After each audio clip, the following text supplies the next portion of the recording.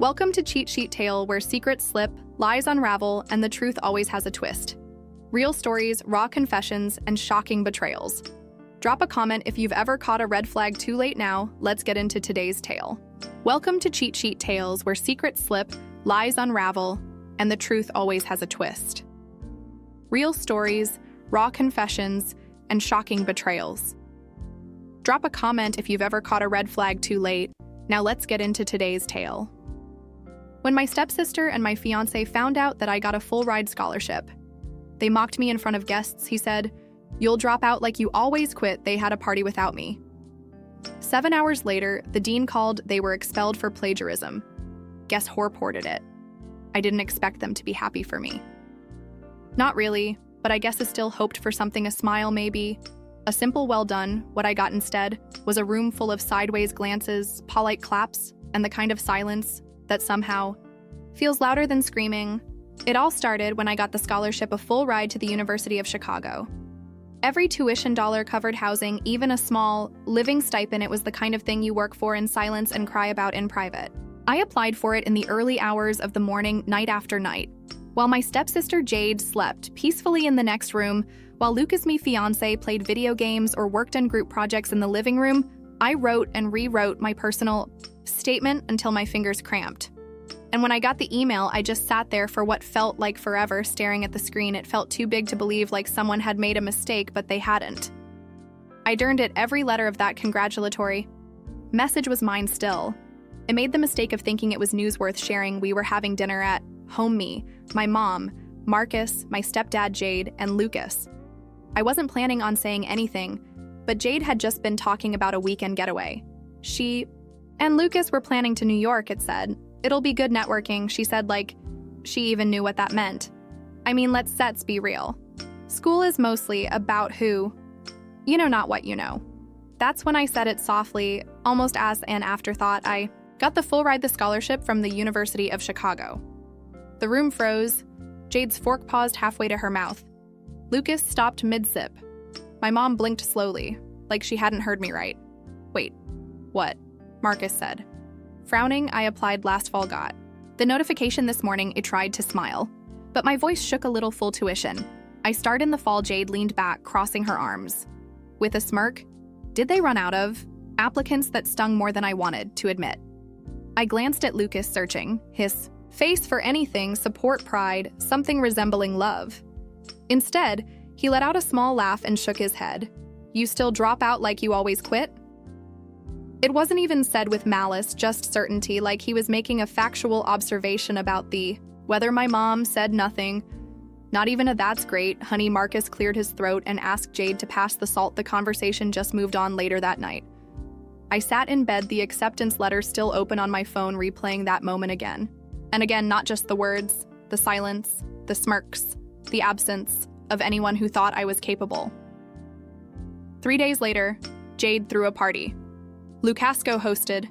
It was at Taryn's golf club, supposedly a casual gathering, but the photos said, otherwise, catered food. Fairy light speeches, professors were there, friends from campus, people I studied with, people who barely knew Jade. I wasn't invited. One of her friends had tagged me by mistake in an Instagram story. That's how I saw it, and the worst part, in the background of one of the videos, I heard Lucas saying to someone, "She got lucky, no way she makes it through the first semester." That night, I didn't cry, I didn't scream, I didn't even text Lucas. I just sat there, staring at my laptop, thinking about every single time I'd let people like them, talk over me, dismiss me, underestimate me. It's funny, people think revenge is some kind of breaking point, but for me, it wasn't rage, it wasn't even sadness, it was something quieter, sharper, like snapping a frozen twig in your hands. You see, about 6 months ago, Lucas and Jade worked on a group research paper together for their social psychology course. It was a big one, worth almost a third of their final grade. They asked me to proofread it at the time. I'd been flattered. Lucas even said, "You've got a good eye for structure, just don't overthink it." I remember feeling proud that they trusted me, but as I read the paper, something didn't sit right. Certain paragraphs read too differently. Too professional. I copied a few into Google and ran them through a plagiarism checker. Full blocks were lifted directly from JTOR articles. Others were slightly rewarded, but still recognizable. I took screenshots, saved the revision history. In Google Docs, I kept it all out of habit, not intention, until now. That night, while they laughed and toasted champagne. Without me, I opened a new email I wrote to the Dean of Academic Integrity. Attached everything I signed it with my name. I didn't need to hide. 7 hours later, I got the call, Miss Navarro. This is Dean Hollister. Thank you for your submission. We still be taking immediate action. The call ended, and I just sat there. No adrenaline, no guilt, just this stillness, a kind of heavy silence that settled over me like a blanket. It wasn't joy. Either it was release, like unclenching a fist I didn't realize I'd been holding since. I was 14, I didn't tell anyone about the call, I didn't need to, but the silence would do its job eventually. The next day, things started shifting subtly. At first, Jade didn't show up for her usual morning spin class. She posted nothing all day, which was rare for someone who normally documented every oat milk latte and motivational quote. He stumbled across Lucas didn't reply to my, "Hey, can we talk later?" text, not that I expected him to. I didn't even send it to start a conversation. I just wanted to see if he'd pretend nothing had happened by evening. I got the first ping from a mutual friend, Brooke. She was in our sociology seminar and used to date one of Lucas Sepp's friends. She sent a screenshot of a post from the student group chat. "Hey, does anyone know what SIP is going on with Jade and Lucas? Someone said they got pulled into a disciplinary meeting today." I didn't answer. I just locked my phone and got back to my readings. 2 days later, it was official. Lucas showed up at my door. He didn't knock at. First just stood outside. Pacing, I saw him through the peephole head, down fingers running through his hair like he was trying to scrub the shame off his scalp. After 5 minutes, he finally tapped on the door. "Selena, are you home?" I didn't say anything. "Just watched, please. I just want to talk." He sounded tired, scared, less polished. He wore the same hoodie he used to wear when cramming for finals. I stayed quiet. After a few more seconds, he let out a sharp sigh. "Jade's Step's gone. Her dad pulled her out. No, it was us." The dean said the sources were identical. He said someone submitted proof. Silence. I didn't think it would be like this. "They're talking about revoking credits. I might not graduate. My parents." He trailed off. My phone buzzed on Vettable. Another message from Brooke. "Dude, Lucas just got kicked out of the grad school pipeline. This is real. WTF happened." I turned away from the door outside. Lucas's footsteps eventually faded down the hallway. The official letter came the next morning. Subject line: confirmation of academic disciplinary action.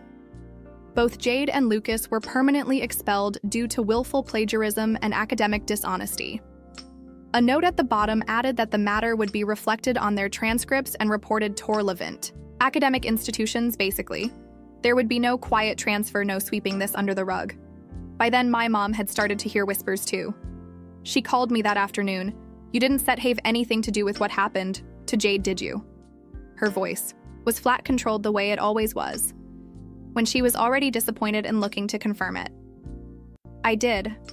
I said I reported it." A beat of silence.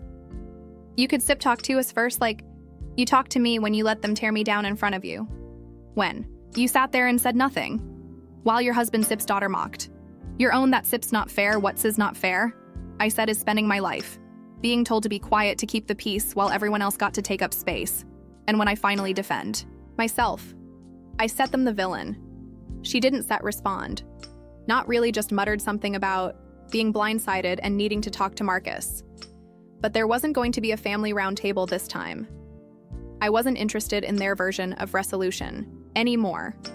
The kind where I apologize for speaking up and they move on as if nothing happened for the next few days. I heard things through the grapevine. Jade's Instagram went dark, long rambling text about how she was sorry for not speaking up when Jade would copy work or take credit for other people's ideas. I didn't know how to say anything she wrote. She always made it seem like normal. That part hit me, because it wasn't it. This slow normalization of being small, of watching others cheat and charm their way through life, while you're told to smile and let it go, to be the bigger person, to stay quiet, stay kind, stay behind. Wasn't stepped behind anymore. I started packing for Chicago 2 weeks early. Every box felt like a step closer to a version of myself I'd been chasing for years. Not just academic success, but actual earned peace. And as I cleared out drawers, I found old things my original scholarship, say, printed and creased a coffee mug Lucas gave me on our first Valentine sips. Day a sticky note Jade had once left on my desk with a passive-aggressive, "Remind me to never ask you for fashion advice again." I threw it. All out, not out of spite, but because it finally could. The apartment felt different once the boxes were gone. Lighter, quieter, like all the noise that had filled the corners for so long, Theskin guessing the tiny humiliations. The swallowed comebacks had finally packed up and left too. I handed in my notice to the landlord. A month early, paid the last utility bill, dropped my keys through the mail slot on a sunny Thursday morning, and didn't look back. Chicago was waiting it. Felt surreal showing up on campus as someone who belonged. Not someone sneaking in through a side door or apologizing for being there, but someone who had earned it fully. Unquestionably, my dorm room was modest, tucked into an older red brick building just off 57th Street. It had big windows and a strange smell of lemon cleaner and old radiator heat. It felt like mine from the moment I stepped in during orientation. Someone asked what I'd studied at my last college. I hesitated for the first time in years. I wasn't sure how much of the past I even wanted to carry forward. I transferred from a community college outside Philly. I said eventually. Took a while together, but here now. The girl smiled. Honestly, same. Took the scenic route. I liked that I didn't block Jade or Lucas. I didn't need to. People like them have a way of shrinking when the spotlight turns off. I knew Lucas had tried enrolling in an online program. Under. A new ID word was it. Didn't gowl. Too many academic red flags. Jade floated around New York for a bit, then came back to Pennsylvania. Last I heard, she was working part-time at a boutique, pitching herself as a lifestyle curator on TikTok. No one mentioned me good. Meanwhile, I was writing papers, one educational inequality and mentorship structures, in low-income school district, sitting in lecture halls with professors who called me by name, meeting people who didn't ask me how I got in or who I knew. They asked about my ideas, my opinions, my voice. I'd never known how hungry I was for that until it was finally mine then. One afternoon, maybe 4 months in, I got a message from an unknown number. "Selena Eichno. I'm the last person you want to hear from. I owe you an apology. And probably a thank you too. I didn't see things clearly before. I don't expect you to forgive me, but I do hope you're okay." It was from Lucas. I didn't answer. I didn't delete it either. I just let it sit there, a relic of an old life, like a museum piece. Something I could walk past occasionally and think I lived through that. But I live somewhere else now. A few weeks after that, I bumped into a girl in the campus cafe who looked oddly familiar. She was scanning the snack shelf, muttering something about overpriced trail mix. "You were in that ethics workshop last week," I said. She looked up surprised. "Yeah, I thought you looked familiar." "Selena, right?" We sat together, talked. She had a gentle confidence about her. Not flashy, not performative, just solid. We talked about the weirdness of starting over in your 20s, about being underestimated, about how some of the hardest things we've lived through become the quiet scaffolding west, and on later. Before she left, she paused. "Hey, I don't know what your story is, but you give off this energy like you survived a storm and built your own house out of the wreckage." I smiled. That sips one way to put it. That night, I lay in bed thinking about everything that had led to here. Not just the scholarship, not even the revenge, but the quiet decision to stop begging people to see me worth. It hadn't been loud. It hadn't been dramatic, but it had been everything. It was just before winter break when the final thread from my old life tugged at me. One last time, I had just finished my last exam and stepped outside the library, the wind biting at my cheeks. Chicago. Winters don't mess around. I pulled my scarf tighter and started walking toward my dorm when I got a call from an unknown number. I don't know why. I answered. I almost didn't. That didn't. But some part of me, the part that used to flinch every time my name was said, with a sneer that used to replay arguments at night, trying to find the right comeback, wanted to know Selena. It was Marcus. I hadn't heard his voice since before the party. The tone was the same as always, clipped managerial, like he was leaving. A voicemail for a contractor, I know it. It's been a while. I wanted to reach out about Jade. I didn't set respond. I didn't set even breathe. She sits been going through a hard time. Things haven't been easy for her since everything. And I know there been tension. But she sits still. Family, that word. How many times had it been used as a leash? "I'm not sure what you're hoping for." I said, "Well, your mother and I think maybe it sets time to let things go. Water under the bridge?" I almost laughed. Not Because it was funny, but because it was so perfectly them, they weren't sorry for what they had said. They were sorry for what had happened. As a result, they didn't want to mend anything. They wanted me to smooth it over, to be the balm, the quiet fix that made everything tidy again. I stepped already, let it go, I said calmly. But if you stare calling to ask May to make Jade feel better about what she did, I can said help you. A pause, you always were dramatic, he said softly. Is mild and you always underestimated. May hung up. That was the last time I spoke. To any of them, I graduated top of my class. 2 years later, gave a commencement speech at a school I once never dreamed I could afford, standing in front of hundreds of students and faculty I didn't mention, Jade or Lucas or Marcus. But I did talk about silence, about how the world often rewards the loudest voices, the flashy stones, even if they haven't earned their place, and how real strength sometimes looks like showing up day after day, doing the hard work. No one sees refusing to let the noise define your worth after the ceremony.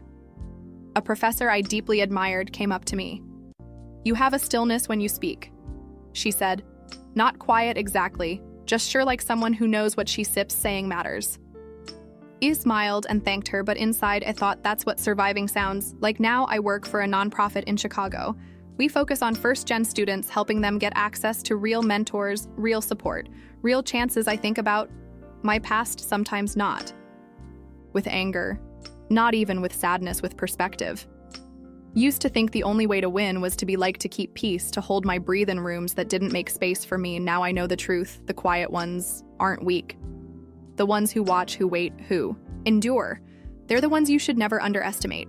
Because while everyone else is performing, they're building something solid, something lasting. And when it all comes crashing down, they don't just survive, they rise.